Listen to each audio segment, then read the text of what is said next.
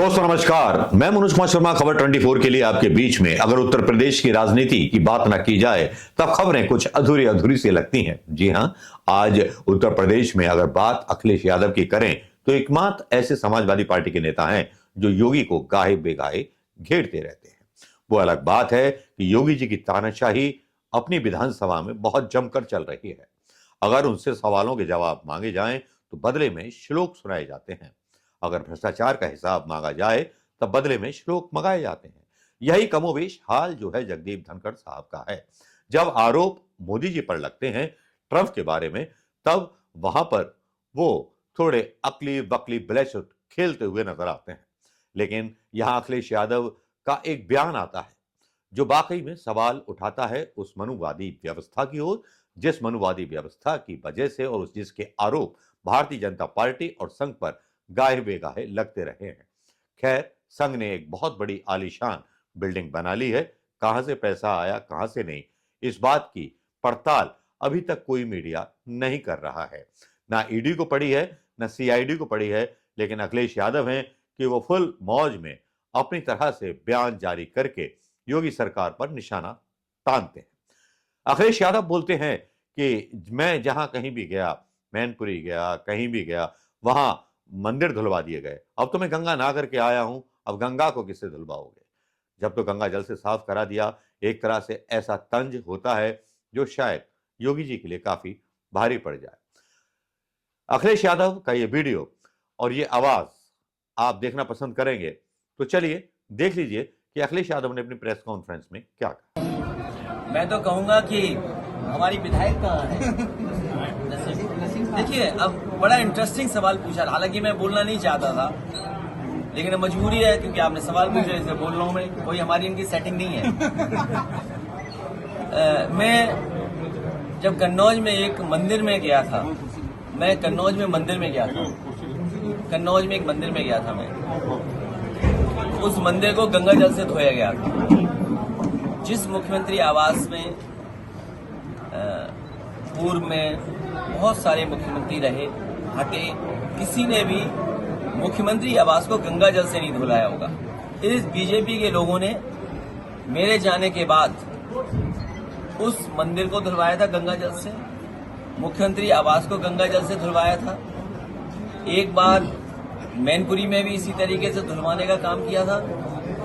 BJP वाले बताएं कि मैं तो गंगा में नहा लिया हूं, और गंगा किससे धोगे तुम?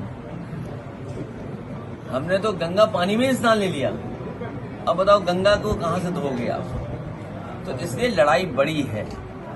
ये जो फुलझड़ियां छोड़ दी जाती हैं छोटी मोटी, इनसे फर्क नहीं पड़ता है कौन क्या कह रहा है। उन्होंने तो एक श्लोक पढ़ा था, याद होगा, भजन भी गाया था, वो तो मैं बोल भी नहीं सकता। उनके विभाग में भ्रष्टाचार पूछ लिया किसी ने कि आपके विभाग में ये कमीशन है, तो उसने एक श्लोक सुना दिया था, भजन गा दिया था उन्होंने। आपको पता होगा क्या भजन गाया था उन्होंने। इसलिए ये सब की बात नहीं है। बड़ा सवाल ये है कि महाकुंभ में ये फेल हो गए, उस आयोजन में फेल हो गए, ट्रैफिक व्यवस्था में फेल हो गए, सफाई में फेल हो गए, पानी की गुणवत्ता में फेल हो गए।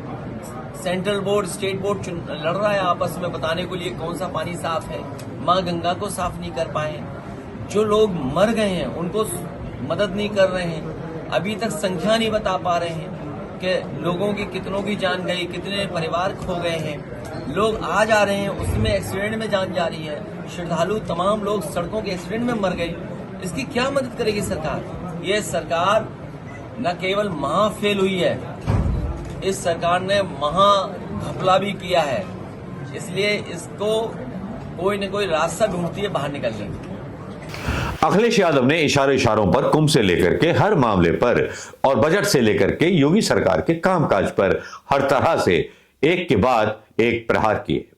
क्या दोस्तों आपको लगता है कि योगी में अखिलेश यादव जैसा कि दावा कर रहे हैं कि आने वाले विधानसभा चुनावों में समाजवादी पार्टी योगी को बहुत बड़ी शिकस्त देगी? क्या उनके दावों में सच्चाई है और किस तरह से देखते हैं आप अखिलेश यादव की राजनीति को?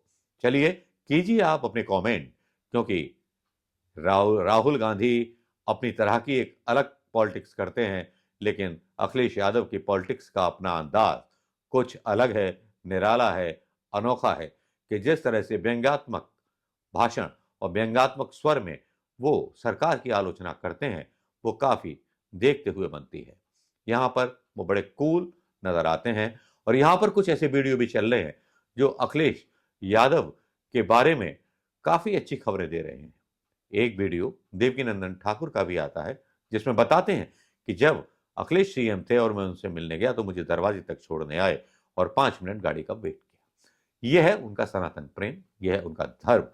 किसी को भी भारतीय जनता पार्टी के लोग अपने हिसाब से सर्टिफिकेट दे करके ये नहीं बता सकते कि कौन हिंदू है और कौन देशभक्त। और उसी पर एक तरह से अखिलेश यादव ने अपने तरीके से बात कर दिया है। कैसी लगी ये खबर कमेंट करना ना भूलें और कमेंट कीजिए, बार बार कीजिए और दिखाइए कि उत्तर प्रदेश में कितने लोग ऐसे हैं कि जो अखिलेश यादव के इन बयानों का समर्थन करते हैं और कितने लोगों को लगता है कि आने वाले समय में योगी सरकार का भविष्य अंधकारमय है, क्योंकि कुंभ में पूरी तरह से फेल हो चुके हैं योगी बाबा की सरकार। नमस्कार,